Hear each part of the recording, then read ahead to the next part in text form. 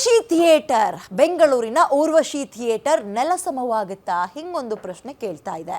ಇನ್ನೆರಡು ತಿಂಗಳಲ್ಲಿ ತನ್ನ ಆಟವನ್ನ ನಿಲ್ಲಿಸುತ್ತಾ Urvashi theatre?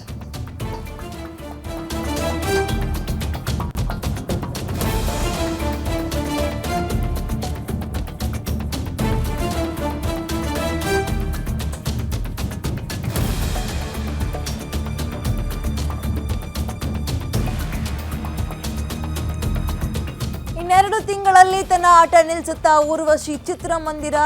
Super ಸ್ಟಾರ್ಗಳ lucky theatre ಆಗಿತ್ತು ಇದೇ ಊರ್ವಶಿ ಚಿತ್ರಮಂದಿರ ನೆಲಸಮಕ್ಕೆ ಮಾಲೀಕರೇನಾದರೂ ಪ್ಲಾನ್ ಮಾಡ್ಕೊಂಡಿದ್ದಾರಾ? ಫೆಬ್ರವರಿಯಲ್ಲಿ ಈ ಥಿಯೇಟರ್ ತನ್ನ ಆಯಸ್ಸನ್ನ ಮುಗಿಸ್ಕೊಳ್ತಾ ಇದೆ ಅನ್ನುವ ವದಂತಿ ಕೇಳಿ ಬರ್ತಾ ಇದೆ. ಬೆಂಗಳೂರಿನ ಲಾಲ್ಬಾಗ್ ರೋಡ್ನಲ್ಲಿ ಥಿಯೇಟರ್ ಇದೆ. ಕಪಾಲಿ ಮುಚ್ಚಿದ ನಂತರ ಅತಿ ದೊಡ್ಡ ಥಿಯೇಟರ್ ಅಂತ ಈ ಹೆಗ್ಗಳಿಕೆಯನ್ನ ಪಡೆದುಕೊಂಡಿತ್ತು. ಸುಮಾರು 1100 ಸೀಟ್ಗಳ ಸಾಮರ್ಥ್ಯ ಇದೆ ಈ ಊರ್ವಶಿ ಚಿತ್ರಮಂದಿರದಲ್ಲಿ. ಉತ್ತಮ ಸ್ಕ್ರೀನ್, ಆಡಿಯೋ ಸಿಸ್ಟಮ್ ಅನ್ನ ಹೊಂದಿದೆ ಊರ್ವಶಿ. ರಜನಿಕಾಂತ್ ಸಿನಿಮಾಗಳಿಗೆ ಸ್ವರ್ಗದಂತಿತ್ತು ಈ ಊರ್ವಶಿ. AK47, KGF, ಕಾಂತಾರ, ಗರುಡ ಗಮನ, ವೃಷಭ ವಾಹನ, ಭೀಮಾ ಇಂತಹ ಹಲವಾರು ಫೇಮಸ್ ಸಿನಿಮಾಗಳು ಕೂಡ ಇದೇ ಊರ್ವಶಿ ಥಿಯೇಟರ್ನಲ್ಲಿ ಭರ್ಜರಿ ಪ್ರದರ್ಶನ ಕಾಣ್ತಾ ಇತ್ತು.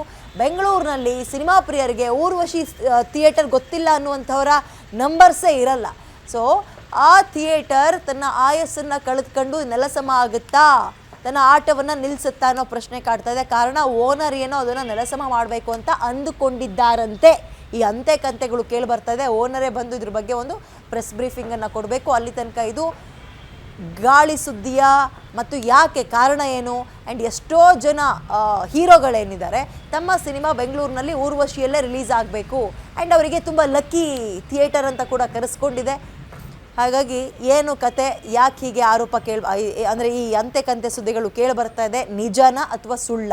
ಇದ್ರ ಬಗ್ಗೆ ಸಂಬಂಧಪಟ್ಟಂತಹ ಓನರ್ ಅಥವಾ ಅಲ್ಲಿ ಅವರು ಯಾರಾದರೂ ಉತ್ತರ ಕೊಡಬೇಕು.